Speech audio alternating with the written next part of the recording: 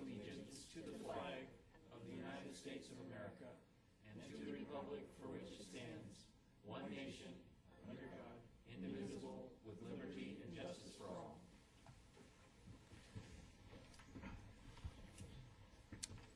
All right. Will the commission secretary note the attendance? Moving on to last month's minutes. Does anyone have any adjustments to the minutes as distributed? If not, I will accept a motion on to approve the minutes. So moved. Second. Right. You have heard the motion by Commissioner Miller and the second by Commissioner Williams. All in favor, please say aye. Aye. Aye. Opposed, nay. So ordered. All right. Public comments. I understand that there is someone here to speak on an item that is not on the agenda this evening. Ms. Giles, if you'd like to identify yourself for the record and indicate your issue. Kathleen Giles, 13149 South 183rd Avenue in Goodyear. We live in Estrella Mountain Ranch in the Greens Point area. I'm here this evening to address State Route 303 with you. I did go to the City Council meeting and didn't get too far into my comments, so I wanted to follow up by coming here. I did receive an email today from the City Manager addressing some of the questions that I brought up at the City Council meeting. My concerns are this, that the Federal Highway Administration seems to have placed additional standards on governmental agencies regarding the routing of State Route 303, that they've come in after the fact, and it seems to me like we're not newcomers to the rodeo on what standards are and how to meet them. If we've done all sorts of studying on 303, why is the federal government coming back in now and saying, oh no, well those aren't good enough, your studies aren't good enough, we're going to do more studies, and this time we're going to add another alternative that runs right through a master planned community, i.e. Estrella Mountain Ranch. The other concern I have is that I've been told, well, this isn't funded, so I don't need to worry about it. But I'd suggest to you it's not funded today. It could be funded anytime in the future. And it concerns me that it's too early to get excited about it at this point, but if we bring it up later, it's too late. So I suggest to you that now is the time to stop even considering an alternative that would go down the middle of Estrella Mountain Ranch. The other thing that concerns me is the rights of future buyers. Right now, Newland and the builders in Estrella Mountain Ranch are showing State Route 303 as the Rainbow Valley alternative. They are not showing it, even the alternative, the proposed alternative, as running along Cotton Lane. So they're not disclosing the truth. And future buyers, now we're past buyers, too late for us, right? But future buyers are not even being told the truth. And I'm just wondering if the city of Goodyear has a responsibility to future buyers about disclosure, or is this something that's supposed to go to the State Attorney General's office to require the builders and the developers to give full disclosure? It seems that the government ought to be concerned about protecting the knowledge of future buyers, since it's too late to protect the buyers of the past. Thank you. Thank you, Ms. Giles. Anyone have any questions? Let you know that staff will be responding to your inquiry. All right. Does anyone else would like to testify on anything that is not on our agenda? All right. I have Mr. Chairman, question to staff on her comments. Is the Estrella, when people purchase houses, is with the public report? Do you know what their disclosure is down there? Do they have one? With that it's in a certain study area, or do you have any idea? Yeah, I don't know either.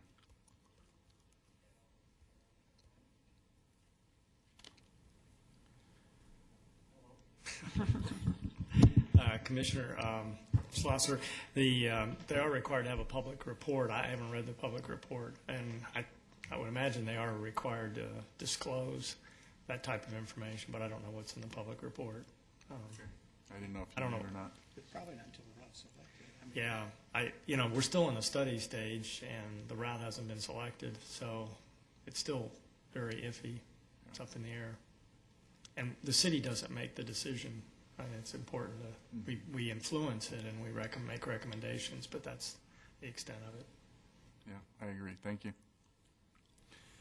All right, just as a quick housekeeping thing, I have been instructed to get us to focus on making our comments directly into the microphones. If we turn our heads, then it doesn't get picked up for the public at large. So if we could do that.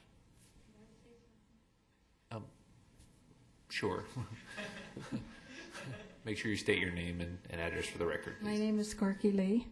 Do you need my address? Please. 3967 North 150th Lane, and I live at Pebble Creek.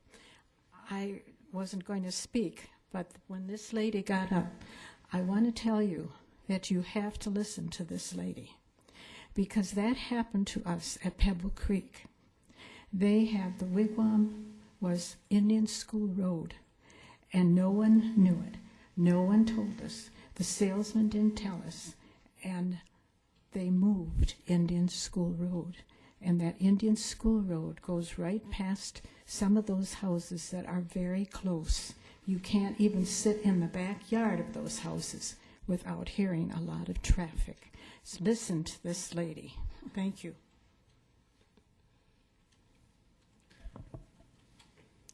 Thank you. Disclosure of ex parte communication? No, sir. No, sir. No. Into the microphone. Sorry. Thank you. Since there is no old business, on to new business. I will open the public hearing for case 11-210-000002. Request for an amendment to the Palm Valley Phase 5 PAD to allow a proposed congregate care facility and modify the height and parking development standards. Brett. Thank you, Chairman Louts, members of the commission, members of the public. Good evening. I have an exhibit here on Elmo that will be up shortly. Hawthorne Development Corporation, in partnership with the Lenity Group, is requesting an amendment to the Palm Valley Phase 5 PAD, a planned area development, to allow construction of the proposed Goodyear retirement residence development. And as you can see here on this aerial photo exhibit, the subject property, it's about 6.6 acres. It's at the northwest corner of Indian School Road and Wigwam Boulevard.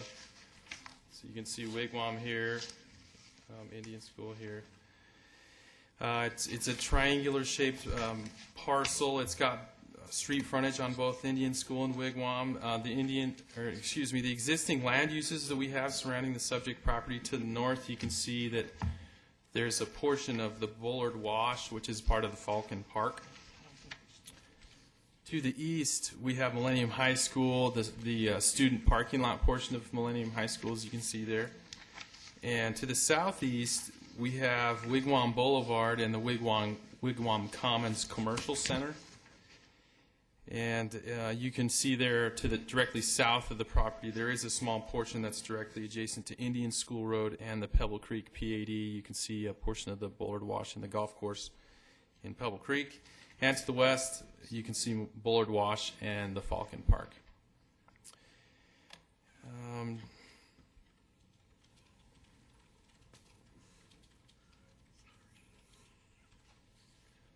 Okay, moving on to the site plan exhibit.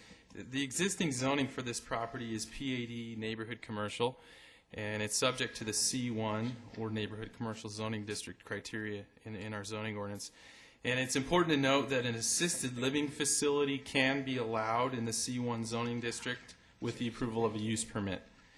But as you know, a PAD amendment is being requested at this time to allow the proposed congregate care facility and to modify a few of the C1 district development standards, and I'll talk about those briefly in a moment. But just to focus on some details associated with this site plan, you'll note that I've highlighted the buildings here. The site's proposed to contain 130 suites, which is the large building. There's also proposed on this site plan they're 2-unit duplex cottages that have garages, and these other buildings here and here, they are garage buildings, enclosed garage buildings, and the smaller one is a pool house building.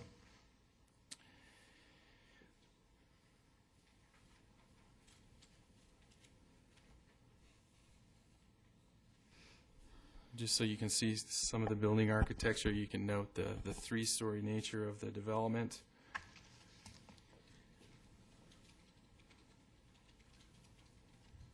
This next exhibit shows the duplex cottages on the left, and to the right, the top exhibit is the pool house, and then you can see some of the exhibits of the garage elevations there.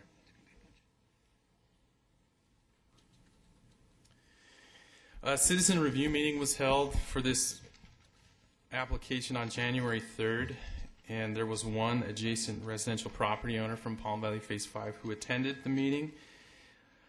There were no comments submitted by Palm Valley Phase 5 or the Pebble Creek HOAs. And just to make sure, staff went back, contacted them again. Staff asked the applicant to specifically contact the Pebble Creek HOA again, provide additional copies of the application and the development plan. They did that, and there were no comments provided by the Phase 5 and Pebble Creek HOAs. The proposed use and the development plan that's in your packet, they do appear to be compatible with the surrounding properties. Regarding first the proposal to increase the maximum building height from 30 feet to 50 feet to the highest point of the pitched roof, staff finds that the proposed building height proposal is acceptable and will not have a detrimental impact on the surrounding properties. I want to show you, going back to the aerial photo exhibit for a moment.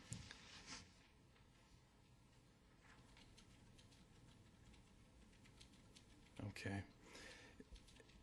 As you can see here, in addition to the typical landscape building setbacks that would be required by the zoning ordinance, 30-foot landscape setbacks addition to roadways, in addition to that, the site includes increased setbacks, as you can see, from the adjacent commercial buildings and the adjacent residential development by Wigwam Boulevard, by Indian School Road, by the Bullard Wash Park area, and also by the Millennium High School student parking lot area.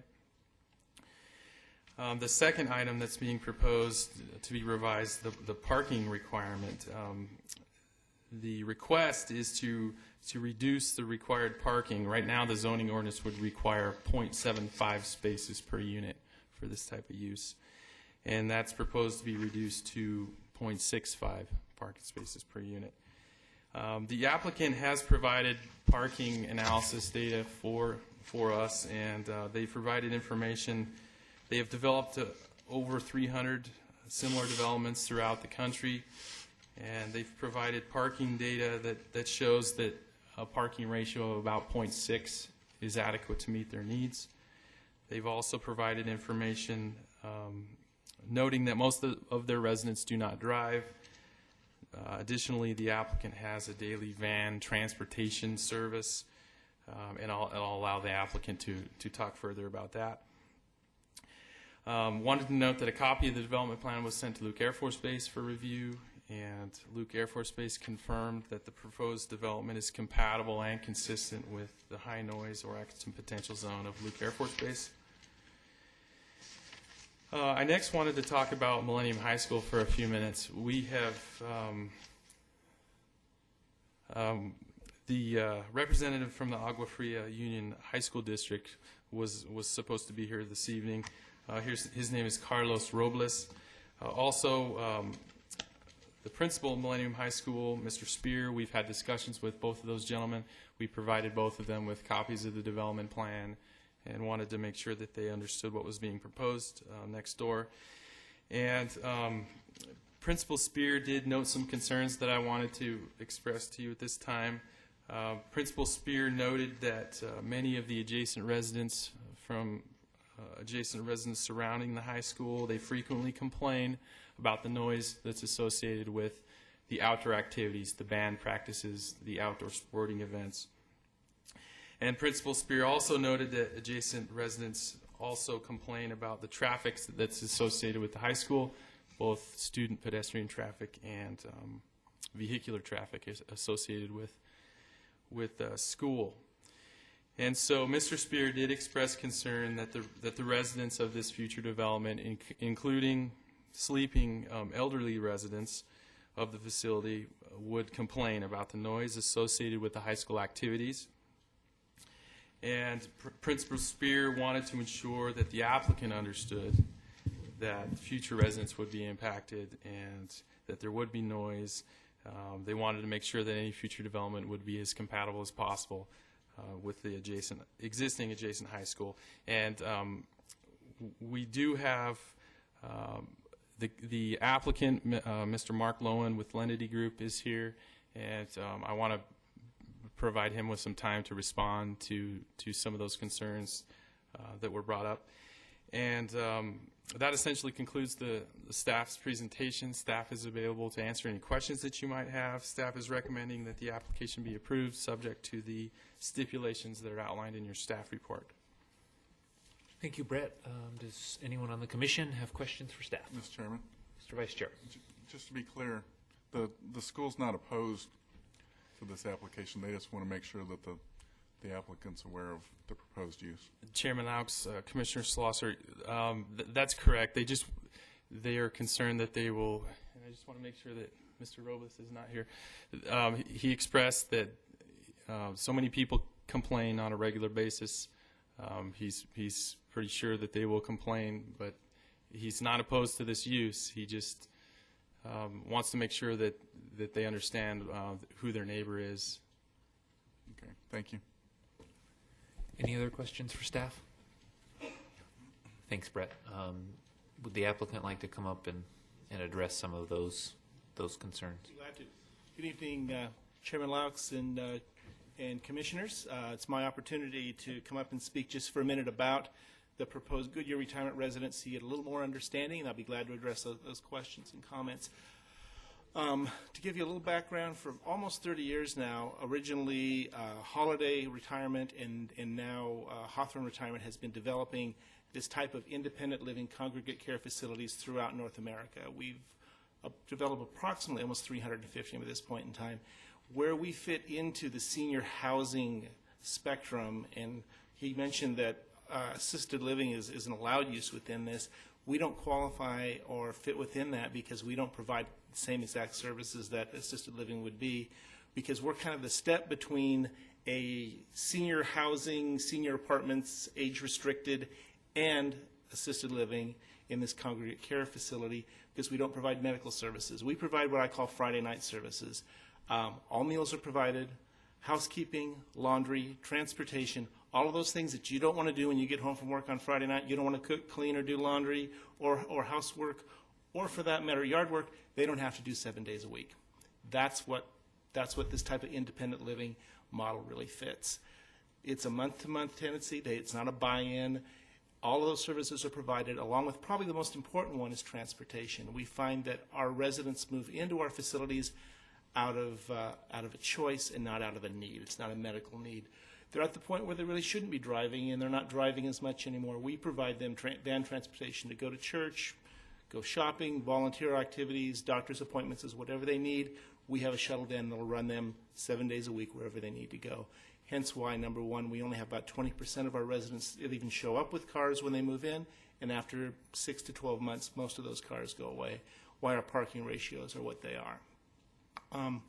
Beyond that, I'd be glad to discuss whatever you want. I just want to get you an idea of where we fit into it, what we're providing. We find that about 80% of our residents are going to be within have moved from about 10 miles within the facility, within the area of the facility. The other 20% are going to be moving into the area because they have family in the area.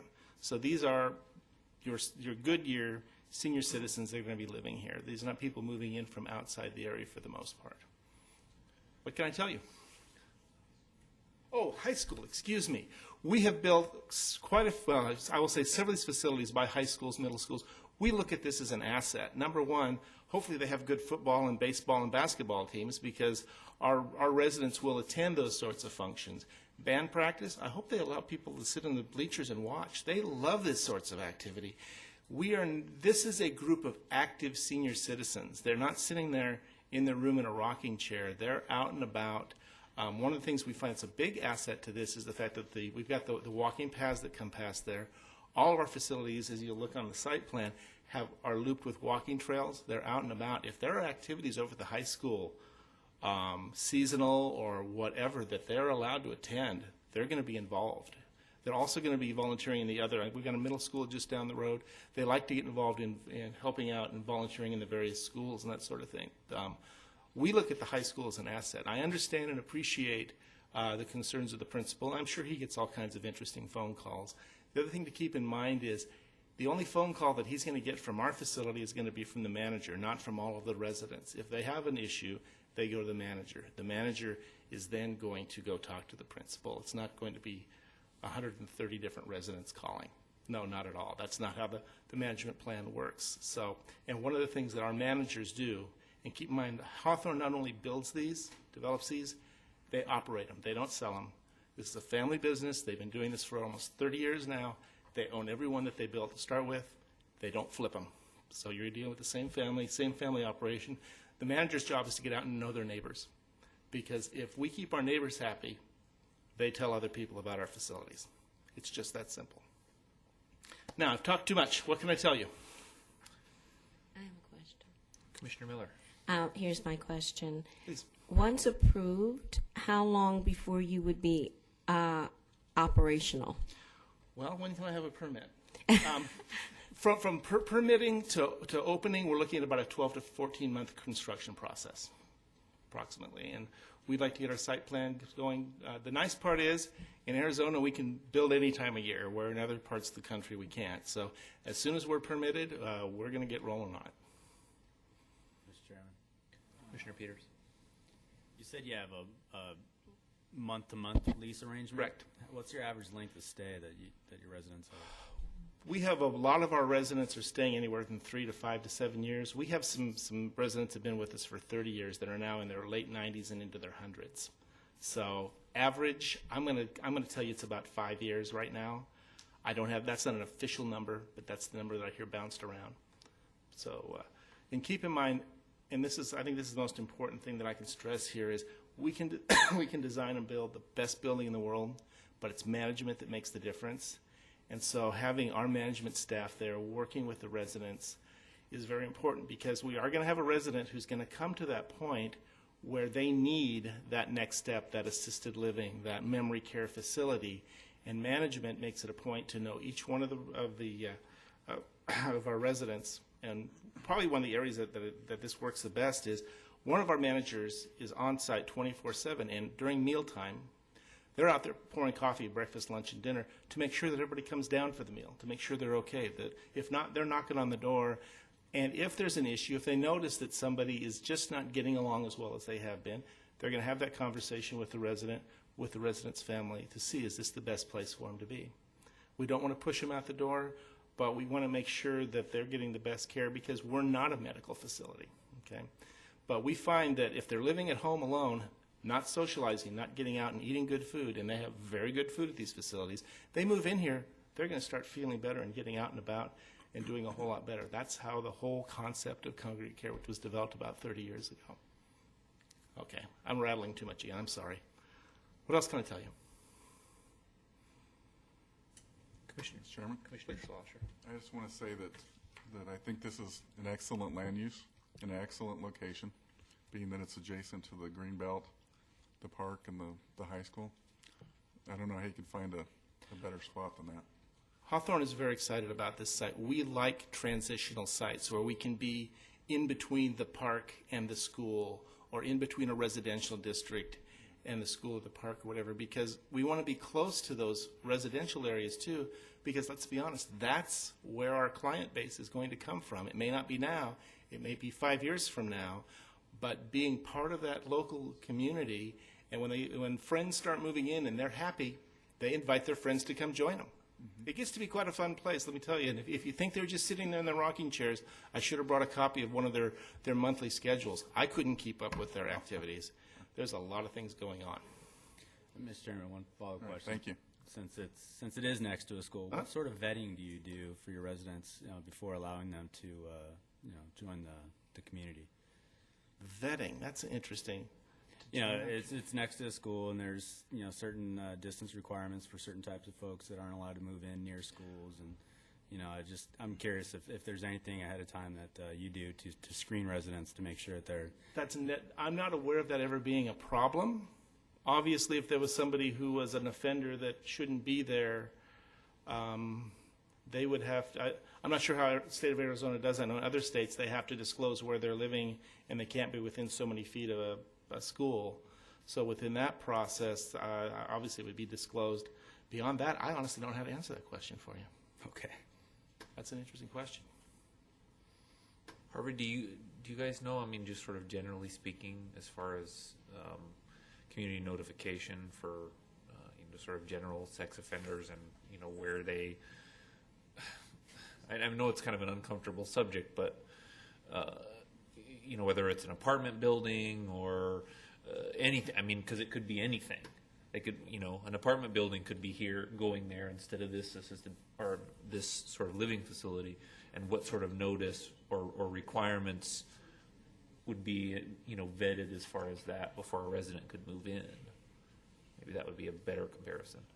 Mr. Chairman, I'm not aware of the notice requirements. There are notice requirements, but I'm not privy to those.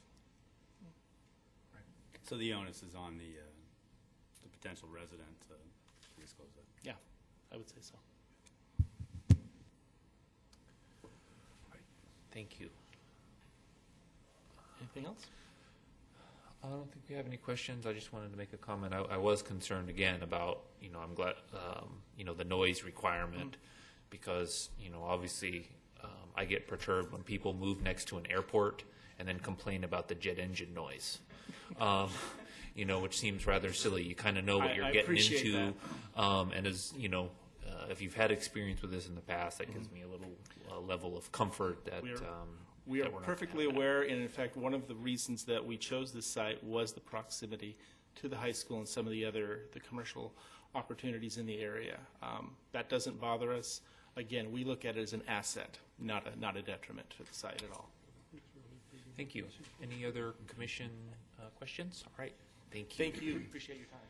Does anyone else in the audience wish to speak to this application? Any other commission discussion? All right, then I will close the public hearing and take commission action. Excuse me, Mr. Chairman. I recommend that we recommend the council approve case number 11-210-0002. Did I get enough zeros with the stipulations? Okay, you've heard the motion from Commissioner Williams and the second from the Vice Chair. All those in favor say aye. Aye. Opposed? So ordered. You have recommended approval of this case. All right, moving on to our last bit of business for this evening, which are the amendments to the Planning and Zoning Commission Rules of Procedure. And this is sort of a discussion item. I don't know that I need to open the public hearing for this, but if staff wants to give a presentation, or do we just want to sort of jump in? No, Mr. Chairman, let me just point out to you that we haven't really revisited the rules for some time. And with the recent adoption by the City Council of certain procedures themselves for appointments to boards, committees, and commissions, we felt it would be appropriate to update the rules to conform it to that document, as well as making some corrections. I think you all have noted that there were some things in the rules that were out of date and needed to be corrected. So basically that was the thrust of the effort We have it up just for initial review and discussion tonight. Once it's ready for adoption, then it actually goes to the City Council for ratification. So they have to kind of bless the changes themselves. We're not prepared to do that tonight. The City Attorney's Office is still reviewing it for whatever they review for. So I would suggest to you there are likely to be more changes, hopefully not too many. But if you'd like to just, I could go through the individual changes and tell you the source of them and why they're being done, or if you'd just like to have me respond to questions, I can do that. Whichever is your pleasure. The latter. Right. I'm leaning toward the latter because as I'm looking through, a good portion of the changes appear to be sort of technical and Right. and clarification based on updated language or, again, I appreciate the additions to the fact that if we have no business for the commission that we don't have to hold a meeting. I think that makes a lot of sense. So I suppose we can, just ask and sort of have a panel discussion here. Although I'd like to start it off because I'm a bit concerned with the first paragraph on the first page under membership. Now there's a sentence that has been added that says an incumbent member of the commission seeking reappointment shall submit a new application and be considered for appointment in the same manner as all other applicants for such position. Well, I happen to know that we have a couple members of our commission who are up for reappointment, and adding a requirement of this seems to be somewhat dismissive of the service that they've given the city as well as the council for the last 3 years.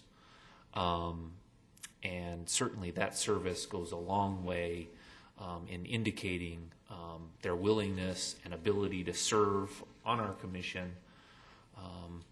And I will say that I've appreciated everyone's contributions and believe that should speak for itself.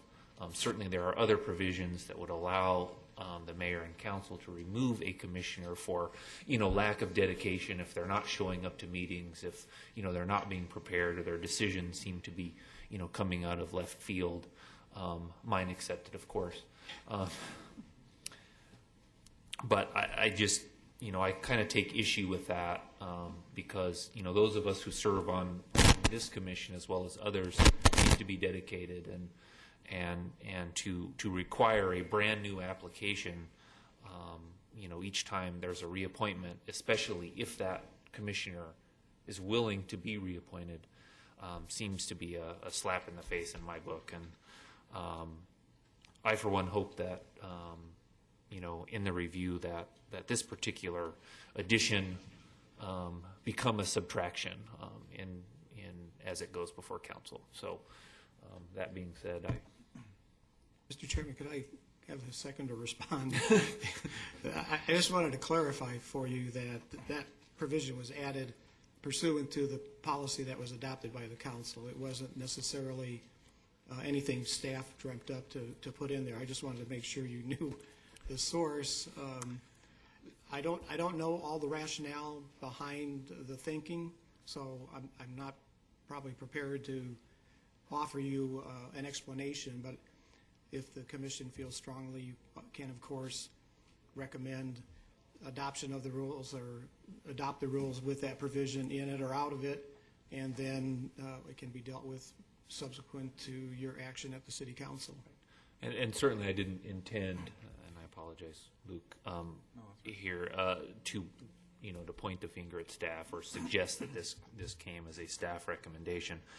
My understanding is that it is not, and I appreciate that because it would seem logical to me that if staff had an issue with a commissioner, where first they might have a conversation with whomever it was, but they'd also be, consulting with the council. And so it just, so yeah, I'm not trying to point fingers at anyone in particular. I just, once I read that and kind of heard some things about the current reappointment process, I felt pretty strongly about it, and I wanted to make sure that that those members on the commission that are sort of now faced with a potential uphill reappointment battle, that I don't think that that's necessarily warranted, and I think we've got a great group of commissioners here who put in a lot of hours and work, and to throw that into the mix every 3 years, seemingly for no good reason. Hey, I think it took me 3 years to figure out, which chair to sit in. So to require new people to come in all the time, I think that's going to, upset too much and have the potential for, a lot of things to occur in the city that, that may not be for the benefit of the city in the long term. So that's the reason for my comments anyway. So, Mr. Chairman? Oh, I'm glad the councilman's back in here. All right. When I first learned of this, I understand where your comments are coming from, but after having, I think, now being the first victim of this policy, which was today, it was very pain-free, one. Two, it didn't take 15, 20 minutes.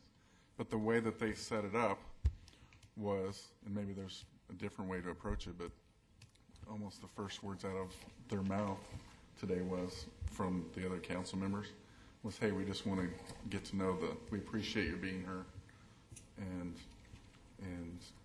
we want to get to know our fellow commissioners as well. So, but I understand where you're coming from. So, but it was virtually pain-free. So you have to reappoint it. Yeah. Sure you didn't But black out during any appreciate part your of it? comment. Commissioner Williams? Chairman Locks, I have to say that I wholeheartedly agree with your comments.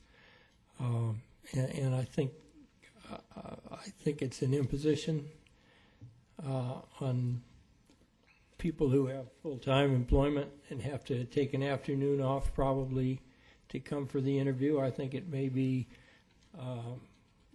a waste of resources for the city council members that have to prepare and take part in it.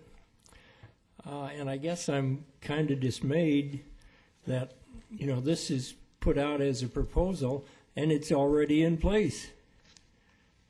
The interviews are already scheduled.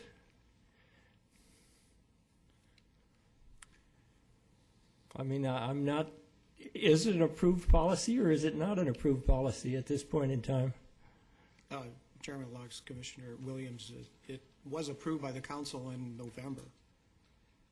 And it's a general policy that covers all boards, commissions, and committees. It wasn't necessarily singling out the Planning and Zoning Commission. It was intended to be a policy that applied to all. And it's the council's prerogative, I guess, to set the policy the way they see fit. And so, as part of revising the rules, we made the proposed revisions to the current rules to conform it to that policy. That's about the best explanation I can give to you. Thank you. Commissioner Short. Just to weigh in, it doesn't offend me in any way at all to have to go through that kind of process. And it seems to me that it's important for the council to have policy that is consistent across all boards, committees, and commissions. So it's not something that I would consider an insurmountable issue. Well, I can see both sides of it, in all honesty. So I'm sort of caught betwixt and between. Perhaps it would be less challenging for you or causing you dismay if you knew this ahead of time. What I'm saying is for new members who come, for example, whoever fills Karen's seat, that would now be the new procedure. I think that makes it easier for members to see that they've been appreciated than when midstream you're now told, well, it's going to be this way. Versus, and I don't know how that would work, but as new people come on, this is what the regulations will, the requirements will be from here on in. But we've been sitting here, some for, 5 years, I would assume? More than 5 years. And so to continue, it's almost as if to say, well, we're going to we appreciate you, but not that much. So, but I mean, I can understand why it would be a requirement. I just think for sitting boards, it should have been handled a little bit better.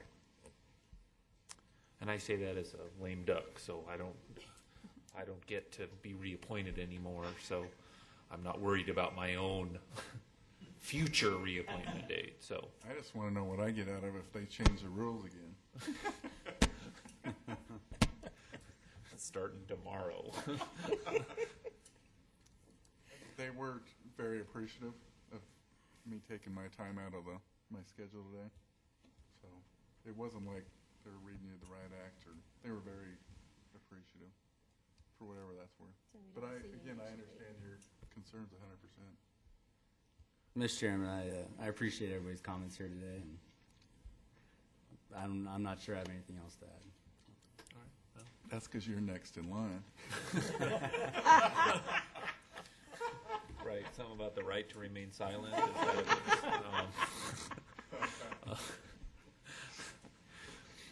Right. I mean, again, I'm just sort of generally somewhat concerned about I mean, again, vast turnover and I mean, I understand council turns over, and I understand they sometimes they like to put their own people in to certain positions to advocate for certain things, and that's fine. That's why they're elected officials. But we choose to serve on boards and commissions because we're dedicated citizens, and that's, and I just think that service ought to be recognized. So with that being said, Well, I'll just make one more. I guess, the comments of the commissioners tonight, I think, maybe are an indication of how competent they are, because I can go down the line and agree with everything. Commissioner Short's comments about consistency are absolutely true. Commissioner Miller's comments about maybe it should have been handled differently for some that are grandfathered, I guess would be the term. But I can see both sides, but I think maybe it could have been handled a little bit better.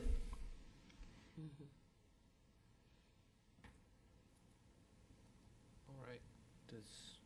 Does anybody else have any comments about anything else? The other changes that were added or modified in the document.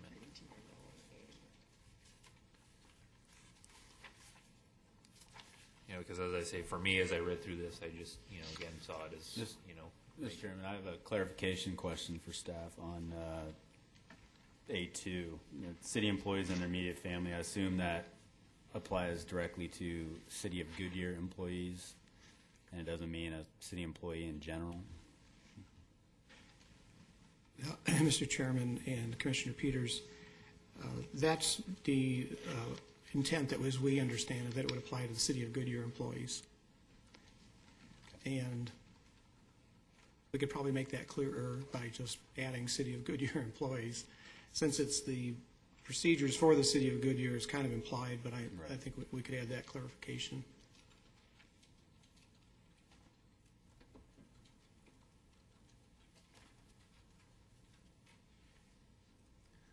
All right. As we're sort of having a discussion, I don't know if anyone from the public wants to weigh in, or any particular sitting city council member who may or may not be in the audience tonight may have some input to add to the discussion. We're happy to have your input. Want my input, or, I mean, are you requesting me to come up and talk? Because if you are, I will, but if you're not, I'm not volunteering. For a change.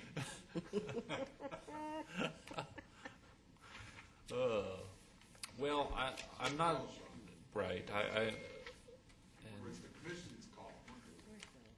okay, I think then we're good. I just wanted to provide an opportunity, if you so chose, to add any sort of input. But I'll since I understand your choice, we'll move along. Hey, if you request, I will come up and talk. If you don't request, I'm not coming up. I'm thinking that if I do request, I'm going to end up with a black eye in the parking lot after the meeting. Not from you, no. But may or may not come from a certain commissioner sitting 2 seats to my right. So, all right, very well. Does anyone else have anything else to add? Otherwise, we will then move on to staff communications. I have nothing to report. Do we need to approve this? Do we need a motion? No, it's Says sort of a recommend. discussion and review Okay. item for this evening, and in light of the additional revisions being undertaken by the city attorney, I think we may see it again. We'll see it again. We will see it again. All right, anything else for the good of the order? If not, we are adjourned. 1,000 feet.